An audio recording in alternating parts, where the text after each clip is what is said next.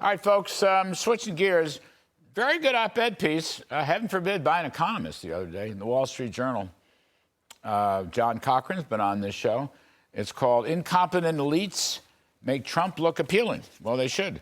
Basically, I just say everything's broke in America. Joining me now to talk about it, Joe Concha, Fox News contributor, media and politics columnist, and Monica Crowley, former Assistant Treasury Secretary and host of the Monica Crowley podcast. I made the cut on the podcast, finally.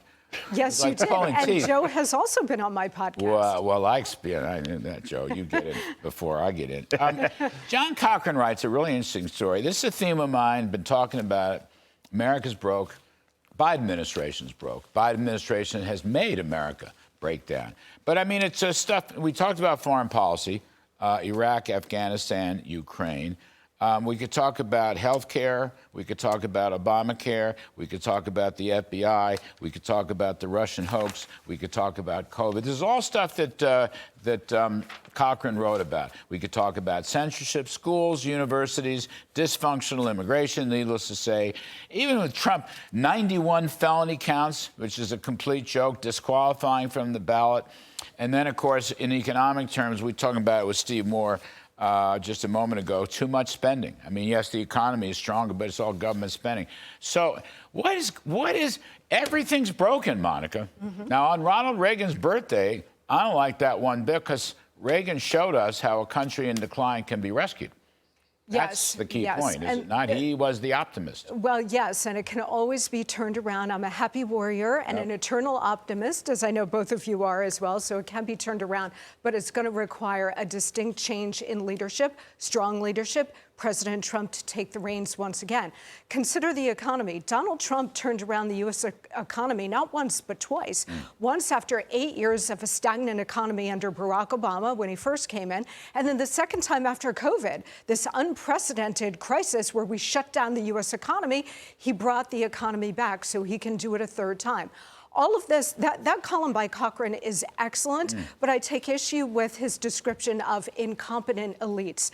The regime folks who are running the country into the ground know exactly what they are doing. They are not incompetent. Otherwise, you would have seen a course correction in policy over the last 3 years, and you have not. So all of these policies, from the economy to the border to everything else, is 100% by design, and it's not managed decline. It is now accelerated decline. Well, Joe, yes and no. I mean, I don't know if the elites deliberately, they just have a point of view. It's become a far-left point of view. It's kind of a wokey point of view. We've talked about this time and time again. But I think the key point is people want some strong, tough person to fix it. And that is, I think, tailor-made for Trump. It's not tailor-made for the current president who spent 40% of his presidency while on vacation, right? The elites part certainly is correct. I mean, this is not your daddy's donkeys anymore, right? As far as the Democratic Party used to be about the working man and woman, Occupy Wall Street. Now they are the party of elites. And it's illustrated this week, East Palestine, Ohio. Joe Biden is going back there to say, hey, guys, it's 370 days later. What can I get for you, right? He avoided going there, and he's called Scranton Joe, yet he is the president who is the ultimate elitist. Think about where he goes on every major holiday. He goes to an opulent estate of a hedge fund billionaire. Whether the home is in Lake Tahoe, whether it's in Nantucket, it does not matter. I'll give you this stat, and this really underlines it and sends it home. The 10 richest congressional districts in this country are all represented by Democrats. Exactly. It's the party of the rich now, Larry. I knew that. Party of the rich. Well, that's right. Going back to Reagan's birthday, Reagan was the first one to really bring the working folks in.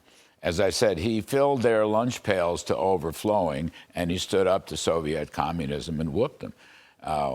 No two people are the same. Trump is Trump, Reagan is Reagan. But I think the revolt is there again. It's a common sense revolt. People don't like to see the country broken. Schools, universities, the military. You know what? The FBI I thought we were supposed to really love and revere the FBI. Look what they've done. I would go back even further. Being a Nixon girl, I it knew was this was actually coming. the I knew Nixon this was Democrats, right? So that Nixon actually started the working class. If he hadn't to the destroyed the Republican economy, Party. I would have agreed with Well, on gold and yes, and wage and price controls, you're exactly right. But Nixon is the one who started to bring in working law and order. class. Law and order, exactly. Beat the commies. Yeah. Tough American leadership. Yeah. What is happening now is so much worse than what we saw going into Richard Nixon's presidency or going into Reagan's presidency. America is literally hanging by a thread because this is the tipping point of decades of this Marxist assault on the country.